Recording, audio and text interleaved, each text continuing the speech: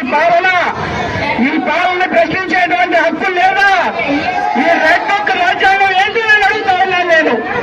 చంద్రబాబు నాయుడు గారు కూటమి ప్రభుత్వ నాయకులకు చెప్తా ఉన్నా, ఈ రాజ్యాంగం అంబేద్కర్ గారు ఇచ్చినటువంటి రాజ్యాంగాన్ని కానీ మీరు రెడ్ బుక్ రాజ్యాంగం ద్వారా రాయాలనుకుంటే గ్రామ స్థాయిలో ఉన్నటువంటి కూటమి నాయకులందరికీ చెప్తా ఉన్నా, జగన్మోహన్ రెడ్డి గారు అధికారంలోకి రాబోతున్నారు. ఆ రోజున ఖచ్చితంగా గ్రామాన ఉన్నటువంటి మీ నాయకత్వం ఊళ్ళు దాటిపోయేటువంటి పరిస్థితి వస్తుందని చెప్పేసి చెప్తున్నా. ఈ విధానం కరెక్ట్ కాదు. లోకేష్ బాబు గారు మీకు చెప్తా ఉన్నా, ఈ రెడ్ బుక్ రాజ్యాంగం కరెక్ట్ కాదు.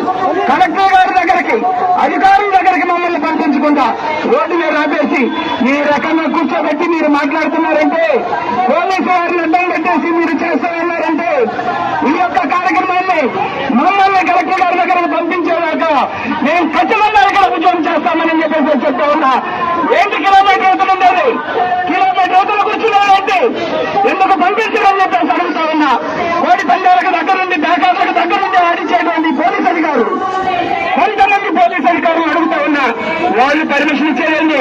నిరసన మనది, గొంతుక మనది, విద్యార్థుల గొంతుక మనది, యువత గొంతుక మనది, నిరుద్యోగుల గొంతుక మనది.